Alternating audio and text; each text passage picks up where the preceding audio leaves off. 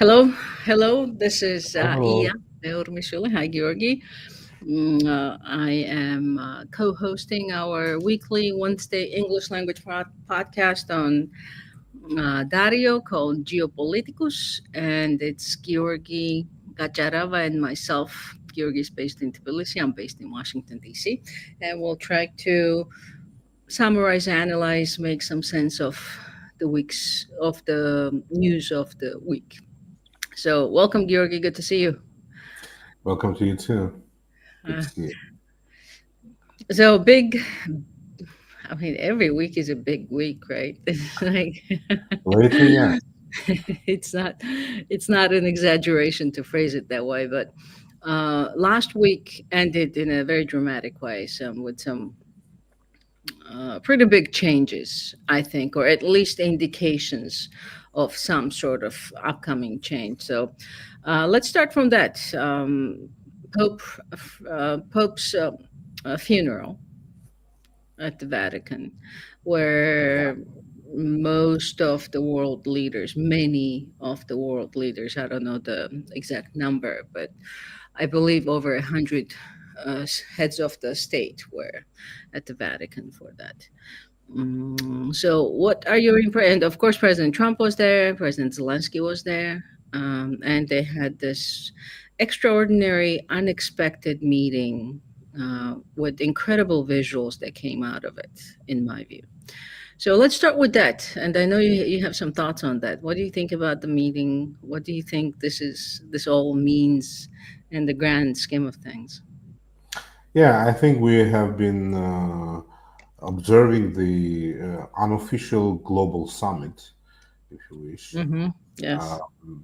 and within the framework of this summit or funeral, we've seen this picturesque, I think, meeting that actually, uh, you know, caught the attention of everybody.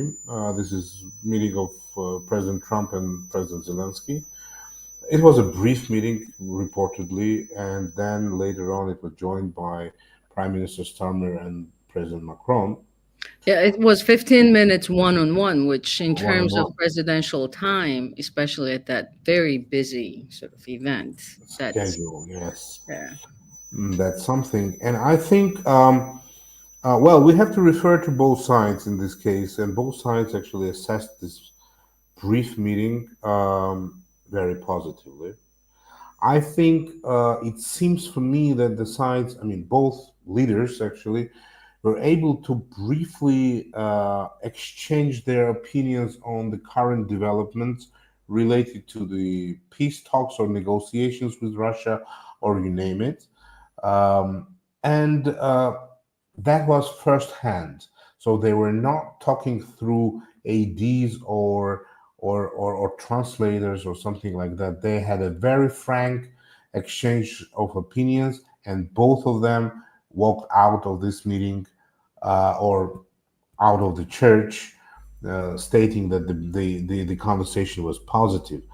And hopefully, this can serve as a positive step for both in finding common understanding of of which side is ready to do what, because we know that more than a month ago, President Trump offered a ceasefire to both sides, and uh, while President Zelensky agreed unconditionally to follow this advice, I would say President Putin still puts forward certain conditions, and the ceasefire is not in place, although he is offering now unilateral ceasefire for the 9th of May parade. Right, right. And there That's are some also reports. interesting. There are some reports in media that the only reason why he's doing it is supposedly to protect the parade on Exactly. 9th of May in Moscow. And not only in Moscow, but there will be some festivities on 9th of May. So to prevent any sort of Ukrainian Attack. attack, sabotage, I don't know, Right. disruption of those events, But there which there are makes sense. also And I do, other yeah. there are also other, sorry for interruption, but there are also very interesting reports that Russia is borrowing some, let's say, heavy armored equipment for parade from Kazakhstan. Yes, yes. There was some reports. I have not seen, and I don't know who would officially confirm it, but I have not seen anything official on it. But there were some videos that were pretty impressive on social media showing all these trucks and car. I mean, military vehicles Yeah, yeah, uh, yeah, yeah. on the highways.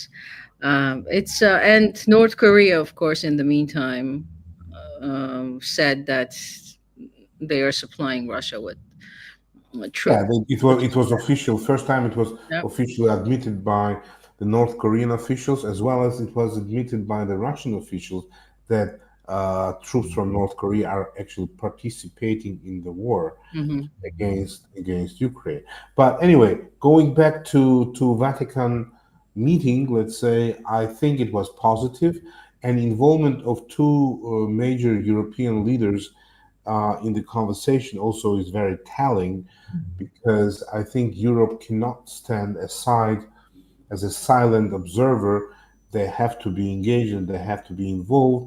And I think this understanding comes very clear now for the United States as well.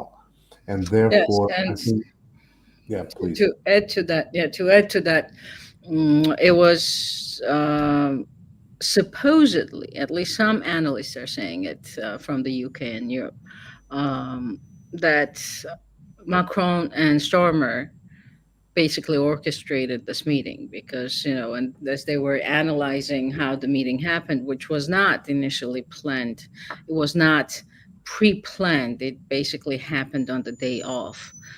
uh, and I suppose because the teams of respective countries spoke with each other and said, like, can we do this? Then they asked the presidents and the presidents agreed to it, and that's why it was sort of happened when nobody was expecting. But then um, you saw President Macron with President Trump and Zelensky just before they took the seats at St. Peter's Basilica to talk one on one. But then in some of the videos, you can see the third chair. I don't know if you paid attention to that, but to Yes, I me, did. it was Yeah. very interesting that I guess somebody else, and my presumption is that it was going to be President Macron, was going to sit in that third chair, but then it was taken out. So very, very interesting. If and I would imagine that there is some truth to this, that Macron and Stormer made sure that that meeting took place. Yeah, yeah, that's for me it was obvious because we don't know the nature of the conversation, obviously, taking place in St. Peter's Basilica, but we've seen. I mean, these footages are very telling. So we are actually we can assume that basically that's how it happened, as you just mentioned.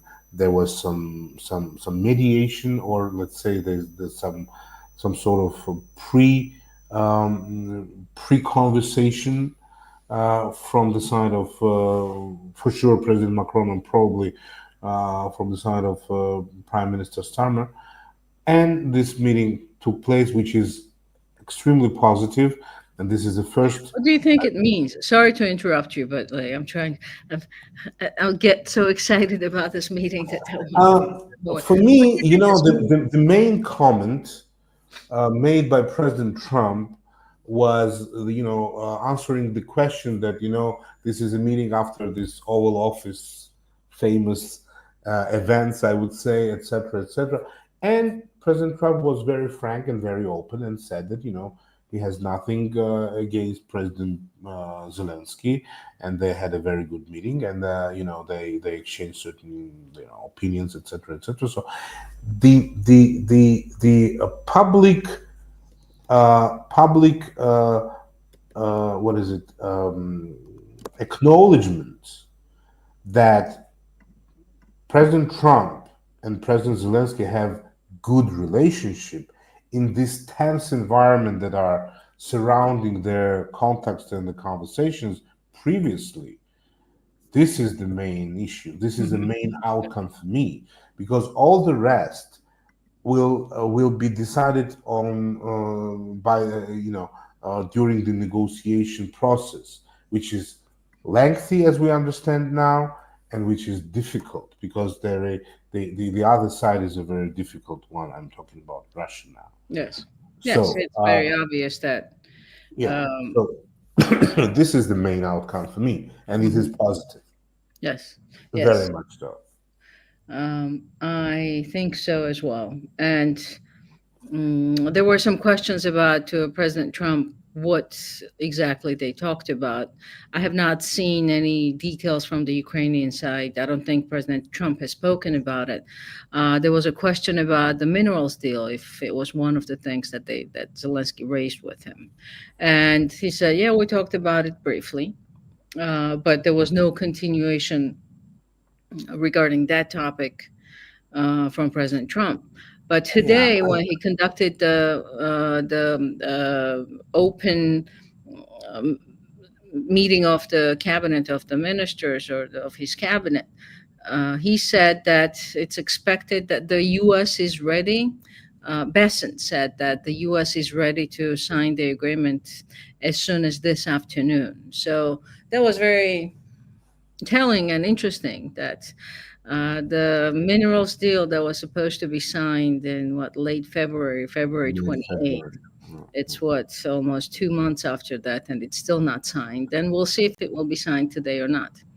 Very Well, I think the minerals deal is seen by Ukraine and by many others observers. I mean, as a part of the overall process related to war in Ukraine, and that's why I think when President Trump said that they briefly touched upon the issues related to this deal during their brief conversation during the funeral of the Pope, basically is legitimate because this is a part of the greater picture. And they cannot speak about anything else, not mentioning the deal. I mean, the minerals deal, because it's a part of it. So, but anyway, if United States is ready, and I think I mean, ready, meaning that they finalize it with the Ukrainian side. That's how it is ready. That's hmm how I read it. It means that in near future we should expect the signature of both sides on this document, which hmm might pave the way for renewed engagement of the United States with Ukraine in other fields as well. So that's Yeah. for me is a key. Yes, and it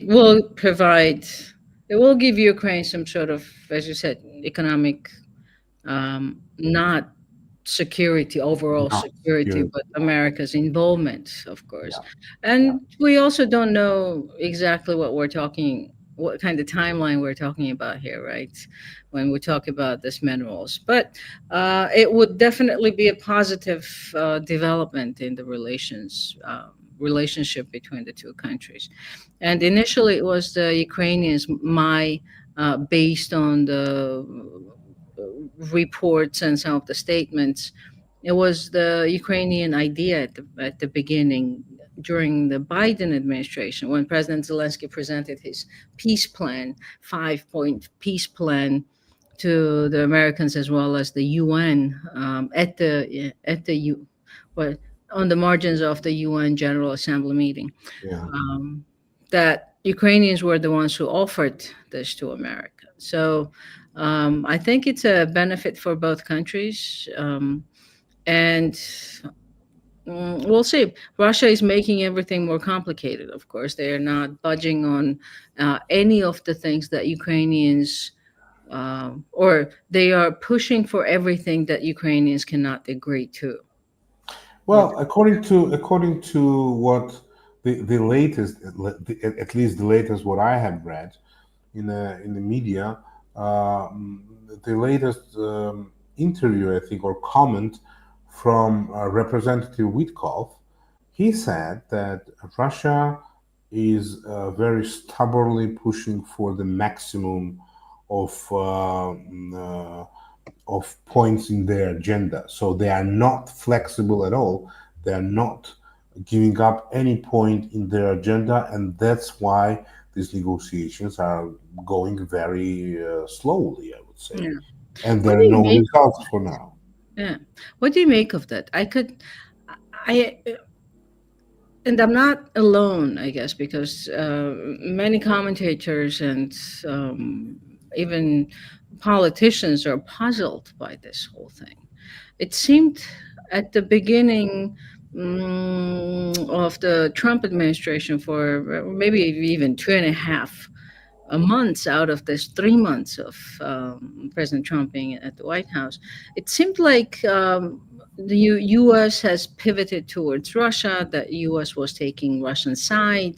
Um, Ambassador Witkoff or Representative Witkoff was traveling to Moscow, very happy, seemed very gullible by pleasantries that Putin and the Kremlin would tell Well, him. let me But put it in this way. let me finish this thought, please. Uh-huh. Oh, so it seemed like Russia had everything going for itself, and then as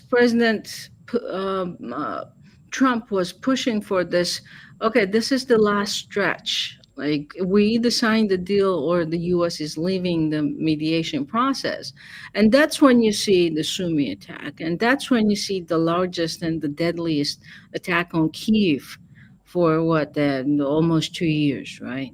So how do you explain that? Why did they do it? They basically sabotaged the negotiations or maybe America's involvement in the mediation process. How do you explain that?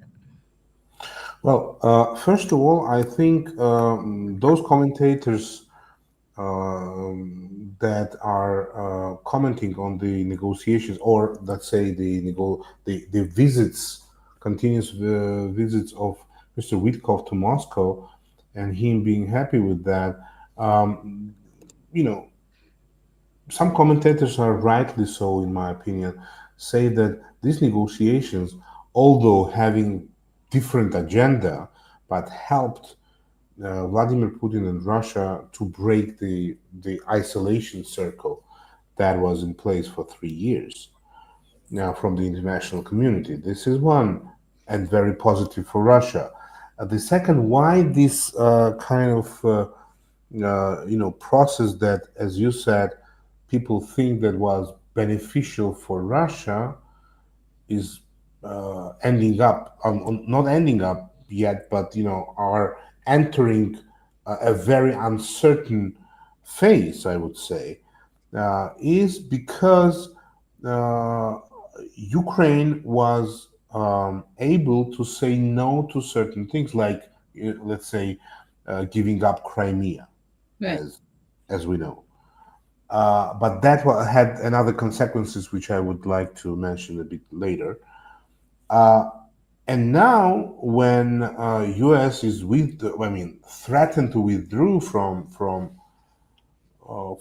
the process, Russia is doubling down their attacks on Ukraine, just showing that we don't care.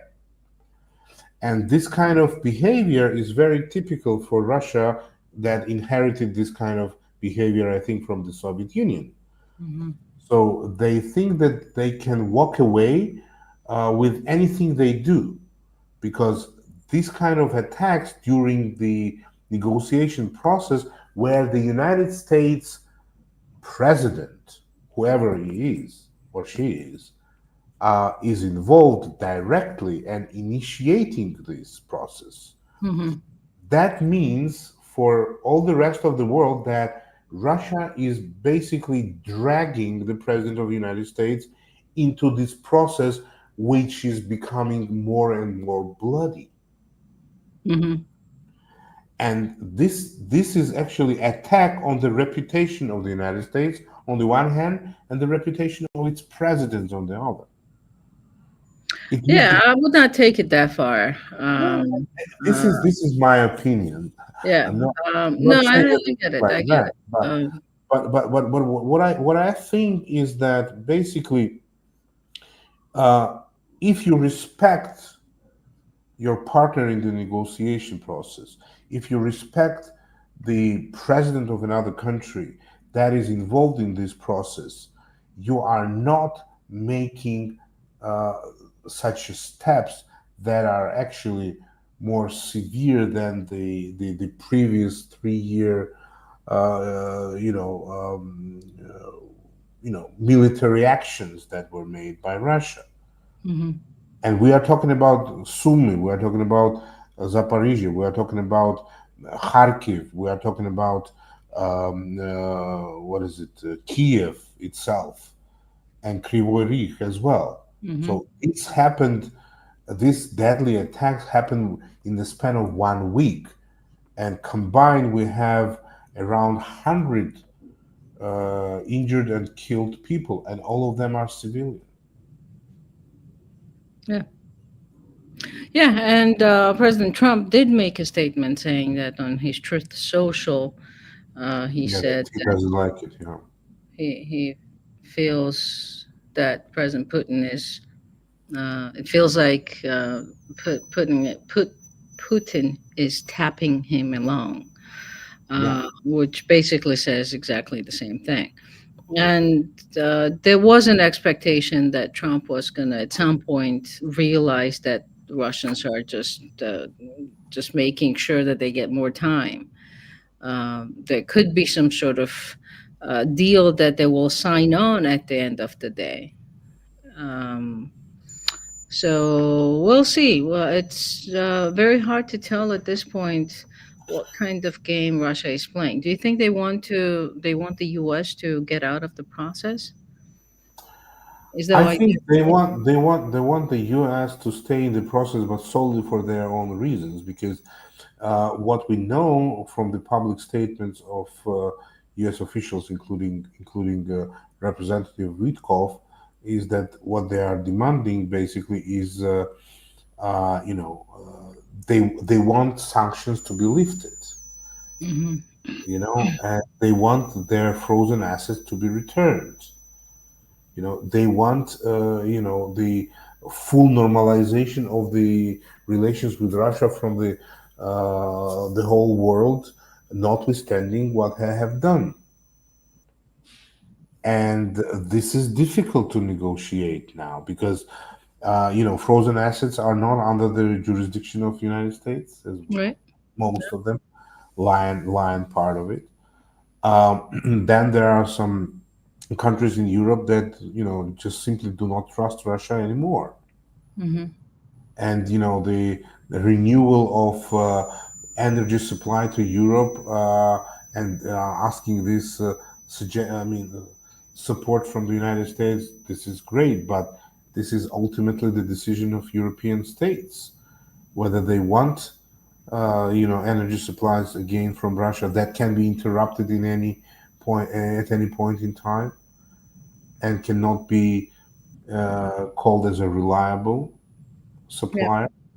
So there are a lot of questions. It's questions beyond the war in Ukraine, but related, of course, to the Yes. war in Ukraine.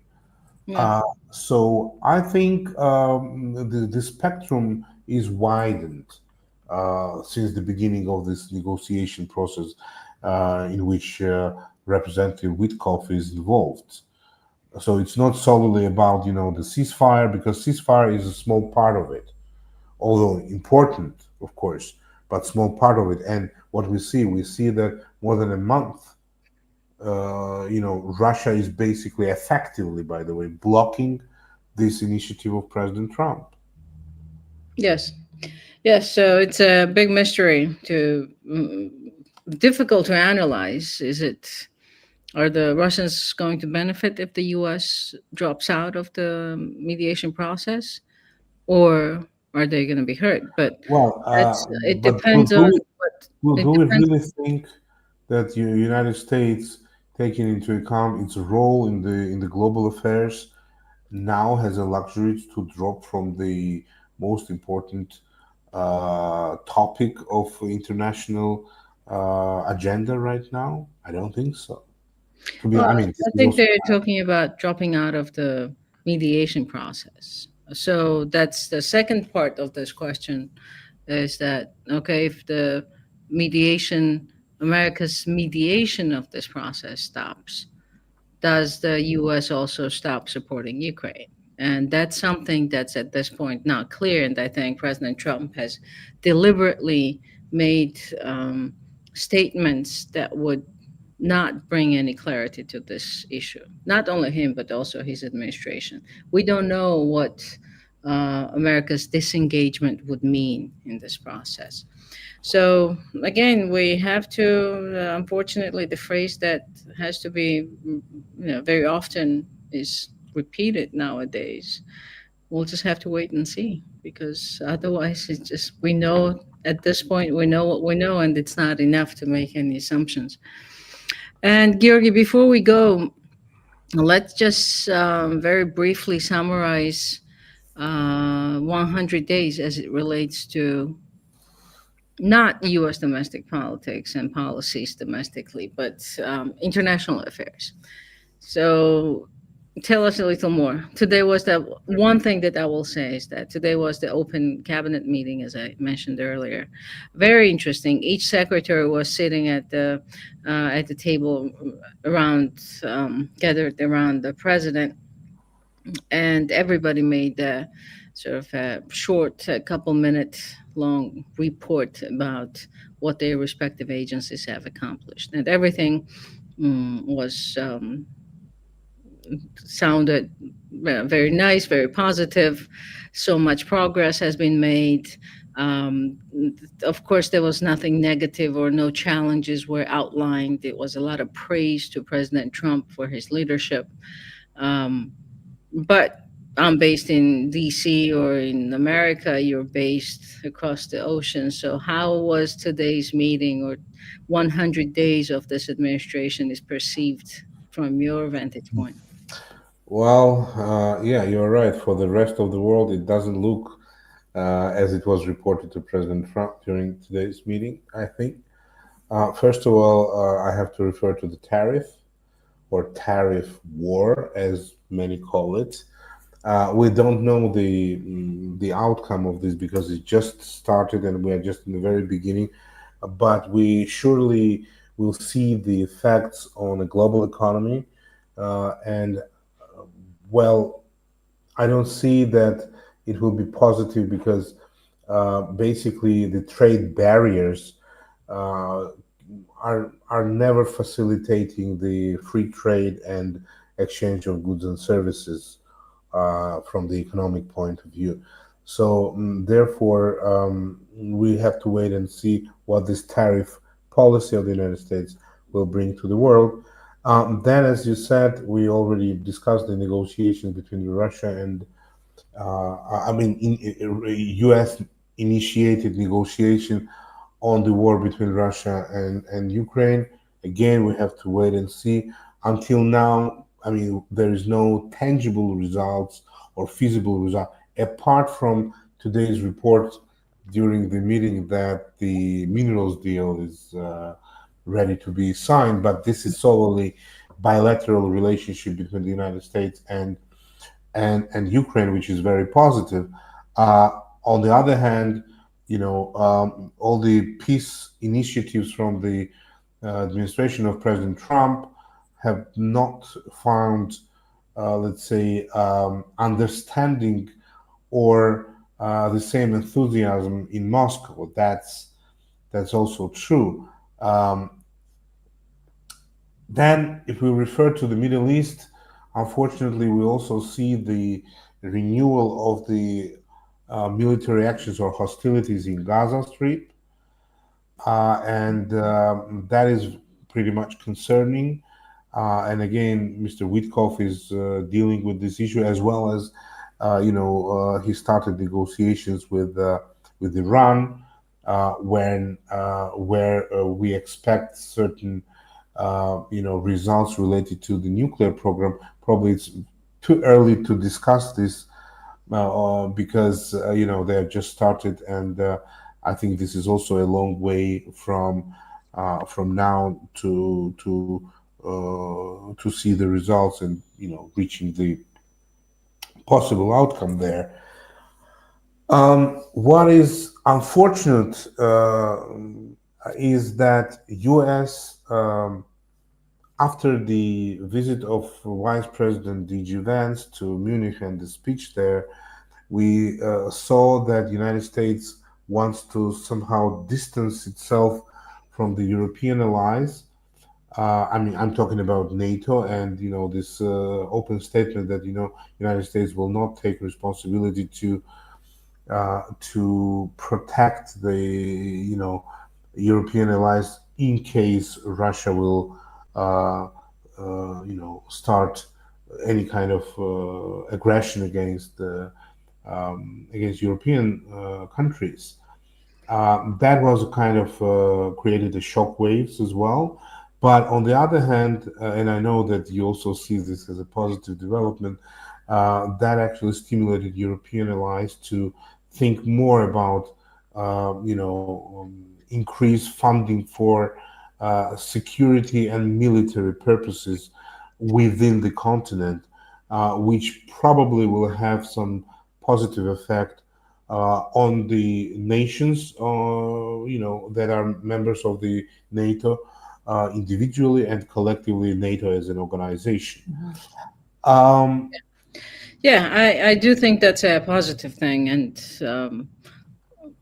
we'll see if they will go to 5% that President Trump is asking. Everybody says that it's not realistic at this point. Maybe yeah, down the line, possible, but some countries just don't have the resource to do that. But 3% seems realistic, and we're seeing some that are getting very close to 3%.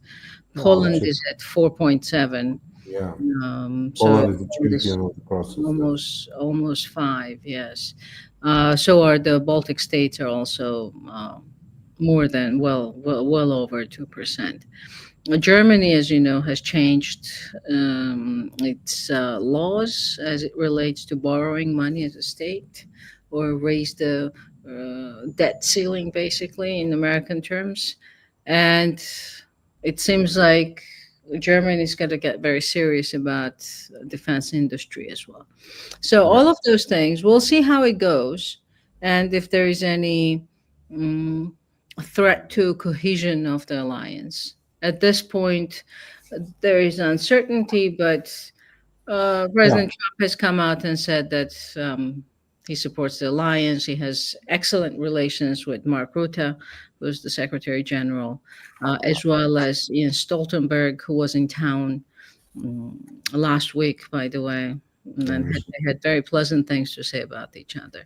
So it seems like President Trump is not anti NATO as much as he looks at it as an sort of unfair um, deal that the United States got. And I think to him, European security, or ensuring European security with America's presence, military presence in Europe, is not as big of a priority as it could be, or as other presidents thought that it should have been. So he obviously has a very different approach to it. Um, and the side effect of that is, unfortunately, it's not. If it's not Russia invading Ukraine, it's not Russia doing all this disruptive, hostile things, because Russia has been at it since what, like, we can start at 2007 or 2008 with the Georgian invasion. Russia has not changed since then. But the Europeans were just so over reliant on Russian energy and America's security guarantees. And President Trump said, well, if you're buying Russian gas and you want me to protect you, well, you should think twice, because how come? And that's an argument that lots of people relate to. How do you argue against that? yeah. But anyway, even now, and you're right. Of course, I agree with you. But if we listen to Representative Witkov, the renewal of the delivery of Russian gas through Nord Stream 2 pipeline was in the agenda of these negotiations. Of course. Of course it was. Russians want everything. Of course it was. Um, Russians will ask for anything and everything. And they are Yeah, asking for yeah, yeah, everything. yeah. Yeah, that's right. So far, except for this controversy about Crimea, we really have not heard anything that would confirm or reject this whole idea that the US and Russia are going to become some great economic partners. It just some report here, some You know, statement there. I would say I would say that the statement that was reportedly um, attributed to this negotiation process related to Crimea can blow up the whole international system. That Yes. has this potential because shortly after that, if you just retrospect, I don't know whether it is a coincidence or not, we have three nuclear power start to move. I'm talking about China, Pakistan, and India. Maybe we should talk about that next week. Some very Yes, interesting events are happening. this is something that everybody has to, in my opinion, has to pay attention because this statement that was printed and attributed, we don't know whether this is true or not, uh, but after that, simultaneously and suddenly, these three big states armed with nuclear weapons start to move in order to achieve their strategic or tactical but military goals. Hmm. That's Yes. important. Yes. Yes. Very, very interesting. Pakistan, the US has not officially recognized the results of the Pakistani elections. But the US is dealing with the Pakistani government, especially after this confrontation in Kashmir. So that adds an additional layer of complication. How do you engage with, and I think it's also kind of related to Georgia as well. How do you engage with a governing entity that you have not officially recognized as the legitimate government? So very interesting. Perhaps, really, perhaps I hope nothing happens between now and then that would be. But then also the seizure of the Vietnamese island by China. Hmm. That is Yes, something to pay very close attention. absolutely. And Yes. that all happened after the publication of that allegedly the plan of settlement or whatever related to Ukraine, where Crimea is mentioned as United States is ready to recognize Crimea as a part of Russia or something like that. Hmm. That was written there. And after that, we have these three big nuclear powers. I mean, we're talking about nuclear power Yep. states. And this is important. Yeah. We are, as that Chinese curse goes, may you live Interesting times. yeah. So I think we're living that. But Gary, what do you say about wrapping this up at this Yeah, point? I think we discussed in detail most important developments for the last week. I think we'll leave this last topic and maybe some other topics for future programs. And we invite our viewers to join us next week Yes, to discuss some interesting stuff as well. yes. Subscribe, like, follow us. And disseminate these videos. Yes. Very good. Well, thank you very much, Georgi, and good Thank to see you, you. everyone. Bye bye. Bye bye.